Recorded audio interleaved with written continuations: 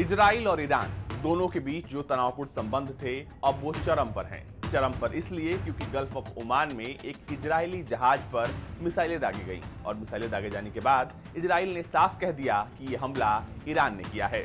दरअसल एक सुरक्षा अधिकारी के मुताबिक यह हमला ईरान ने कराया है और इस हमले के बाद जो जहाज है वो क्षतिग्रस्त हो चुका है। क्या है पूरी खबर, बताते हैं हम आपको। नमस्कार, मैं होजीत और आप देख रहे हैं भारत तक। दरअसल इजराइल और ईरान के जो संबंध हैं इस वक्त अपने तनावपूर्ण चरम पर हैं। चरम पर इसलिए भी हैं क्योंकि जब एक जहाज पर हमला होता है तो इजराइल ने साफ कर दिया कि वो इस क्षेत्र की सुरक्षा को लेकर प्रतिबद्ध है। इसके बाद ईरान ने कहा कि अगर आपने हम पर हमला किया तो हम भी जवाब देंगे, यानी कि कुल मिलाकर कमोबेश स्थिति जो है वो युद्ध की है। लेकिन क्या है पूरी खबर? दरअसल गल्फ ऑफ ओमान में इजराइल का एक कार्गो शिप भारत आ रहा था।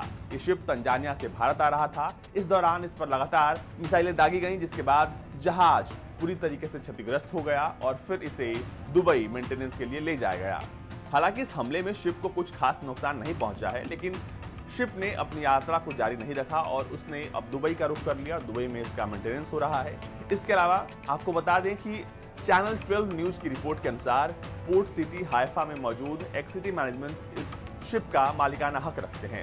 रिपोर्ट के मुताबिक इस हमले के बाद ये शिप काफी धीमी गति से चल रहा था, लेकिन 3 घंटे बाद इस जहाज ने अपनी सामान्य स्पीड पकड़ ली थी। इजराइल ने सार्वजनिक प्रसारक कान से बातचीत में कहा कि ये वास्तव में ईरान का काम है और ये स्पष्ट है। नेतन्याहू ने कहा कि इजराइल का सबसे बड़ा दुश्मन ईरान है और मैं इसे रोकने के लिए प्रतिबद्ध हूँ। हम पूरे क्षेत्र में वॉर कर रहे हैं। बता दें कि शुक्रवार को ओमान की खाड़ी में इजराइल स्वामित्व वाले पोत MV हेलियोस रे में रहस्यमयी तरीके से उस वक्त विस्फोट हुआ जब वो भारत से होकर सिंगापुर जा रहा था। अमेरिकी रक्षा अधिकारियों के मुताबिक इस धमाके में किसी को भी कोई नुकसान नहीं पहुंचा है, लेकिन जहाज में 4 छेद हो गए हैं। उसे मरम्मत के लिए दुबई के बंदरगाह लाया गया था। धमाके से पहले जहाज ने कई बंदरगाहों पर कार उतारी थी।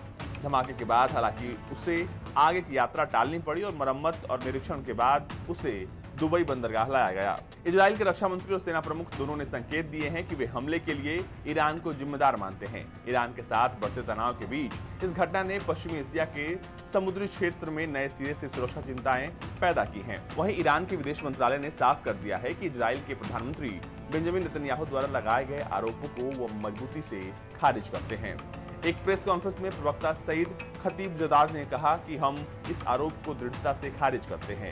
इस आरोप का स्रोत खुद दिखाता है कि वो दावा कितना अवैध है। कुल मिलाकर इस वक्त ईरान और इजराइल एक दूसरे पर बयानबाजी कर रहे हैं, लेकिन इस हमले के बाद इस पूरे क्षेत्र में तनाव बढ़ चुका है। इस पूरे मसले में भारत इसलिए भी इम्पोर्टेंट हो जाता है क्योंकि जो जहाज था वो भारत आ रहा था और भारत आने के बाद इस जहाज को आगे सिंगापुर जाना था। लेकिन अब जब इन दोनों देशों के बीच तनाव चरम पर है तो ये कहना गलत नहीं होगा कि इसमें किसी भी तीसरे देश को हस्तक्षेप करना चाहिए, वरना स्थिति और बिगड़ सकती है।